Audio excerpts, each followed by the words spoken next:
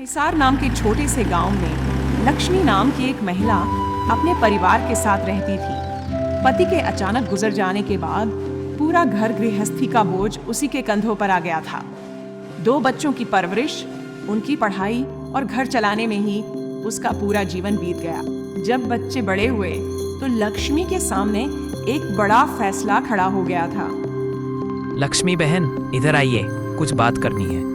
क्या हुआ, सब ठीक तो है ना? ने धीमे स्वर में कहा। श्रीधर बाबू, आप जानते हैं कितनी मुश्किलों से मैंने दोनों बेटों को पाल पोस कर बड़ा किया है। अब शहर जाकर कॉलेज करने का समय आ गया है, लेकिन मेरे पास इतने पैसे नहीं कि दोनों की पढ़ाई का खर्च उठा सकूं। एक को पढ़ाऊं और दूसरे को नहीं, तो यह भी अन्याय लगेगा।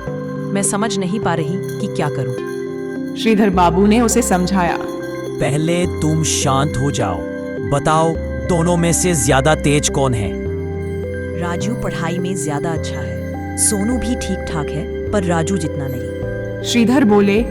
तो फिर पढ़ाई उसी को करने दो, बाकी सोनू को अपने पास रखो।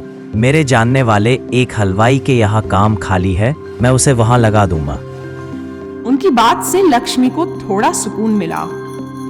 राजू को पढ़ने के लिए बाहर भेज दिया गया और सोनू हरिया हलवाई के यहाँ काम करने लगा। सोनू को पढ़ाई न कर पाने की कसक तो थी, लेकिन घर की हालत देखकर वह चुपचाप काम करता रहा। इसी तरह 3 साल बीत गए। एक दिन राजू खुशी खुशी मिठाई लेकर आया। अरे माँ, मेरी प्लेसमेंट एक बड़ी फूड चेन में हो गई है, मैनेजर बन गया हूँ। घर में खुशी फैल गई। कुछ महीनों में राजू का प्रमोशन भी हो गया और उसने माँ और सोनू को शहर बुला लिया।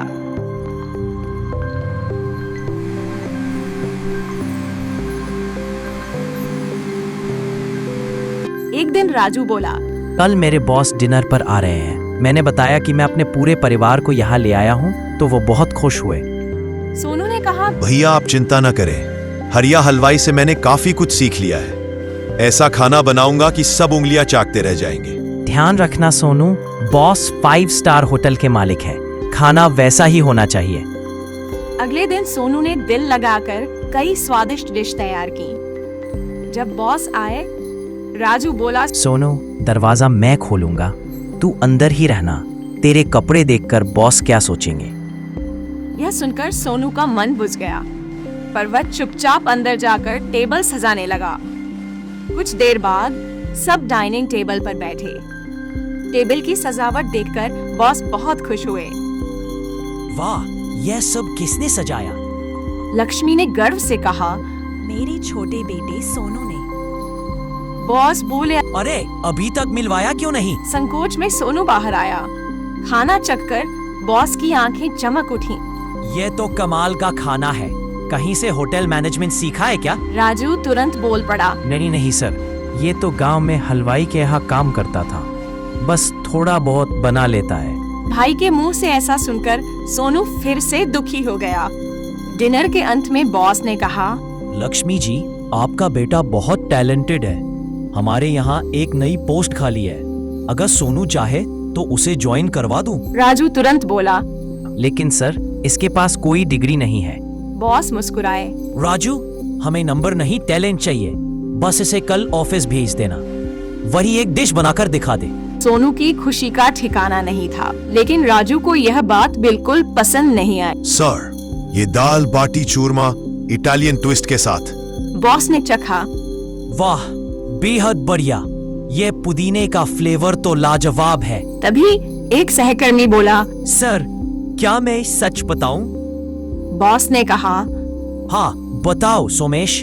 सोमेश बोला, सर, मैंने राजू के कहने पर सोनू की डिश में नमक मिर्च ज्यादा कर दी थी, ताकि ये फेल हो जाए। यह बात सुनकर सब हैरान रह गए।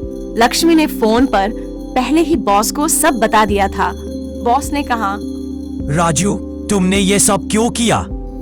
राजू रोते हुए बोला, सर, मैं नहीं चाहता था कि सोनू मेरी तरह पैसा और लाइफस्टाइल पाए। मुझे डर था कि कहीं वह मुझसे आगे ना निकल जाए।